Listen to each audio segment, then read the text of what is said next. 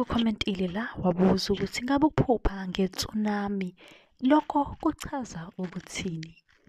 Ngokuvamile-ke amaphupho ngeTsunami abonisa-ke izinhlekelele zemvelo ezingenzeka ngesikhathi somcimbi we-tsunami, okusho ukuthi ngesikhathi okungenzeka ngaso i-tsunami. Isibonelo nje engingakusho, uma uphupha nge-tsunami eshaya ikhaya lakho, lokho-ke kungase kube inkomba yokuthi-ke kukhona okuzokwenzeka okuzodala umonakalo omkhulu.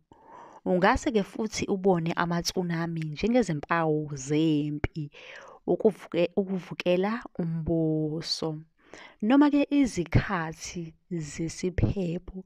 La maphupho-ke angase futhi-ke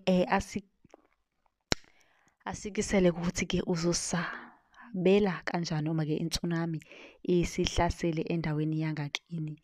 Ukuphupha-ke nge-tsunami nokusinda asike sithi le tsunami iyenzeka ephusheni bese-ke uyasinda. Uma-ke uphupha usinda ku-tsunami, ukuqonda kwakho okuncane kuzama ukukutshena ukuthi kukhona izinguquko ezinkulu ezizayo. Kusho ukuthi-ke kusamele ulindele-ke izinguquko. Kumele ukwazi-ke lokho ukuthi maduzane khona iy'nguquko ezizayo.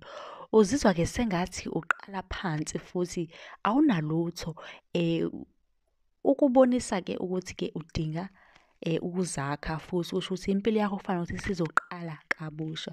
Leli phupho-ke lingaba-ke inkomba yezinkinga zakho empilweni, kodwa futhi-ke lingabikezela-ke izindaba ezijabulisayo. Amaphupho nge-tsunami nezikhukhula. I-tsunami-ke kanye uzamcolo ephusheni kuwuphawu-ke lokutengantenga kwezimali. Okusho ukuthi-ke uma uphupha eliphuphe kanje kumele wazi ukuthi eyi, uzoba nenkinga-ke lapha kwezezimali, kuzothanda ukushuba kancane. Kungenzeka-ke futhi unenkinga yokubhekana nesimo sakho sezimali, futhi-ke wesaba-ke ukuwela esikweletini esikhulu. Kusho ukuthi-ke usuke usey'nkingeni ey'ningi zemali, uyafisa kodwa ukuyokweleta, kodwa uyasaba ukuthi eyi, ngoze ngingene kakhulu ngithi shiqe ey'kweletini. Uma uzithola-ke ubhekene nenkinga, inkinga yezimali empilweni yakho yangempela, zama-ke ukungakhathazeki ngokuthi-ke ikusasa lingakulethelani.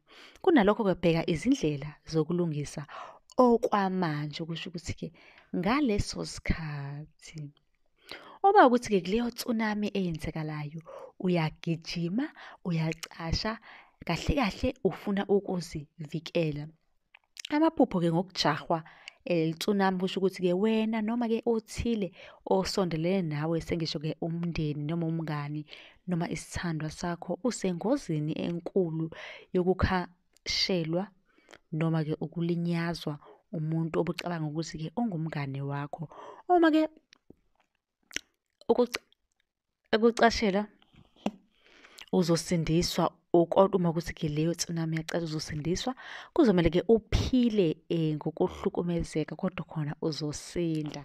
Kusho ukuthi impilo yakho uzoyiphila nje ibe nzima, kube ukuthi usindile. Uma-ke ugijimela kuyo ukukhashelwa-ke sekuvele kwenzeka, futhi asikho isidingo sokuzama-ke ukubaleka. Mlaleli, uma ukuthi-ke khona la ongezwanga khona, ungabuza-ke nawe la kwi-comment section, noma-ke uma unephupho ofisa sikuchazele lona ungabhala. Ngizobe-ke sengibuya nevidiyo.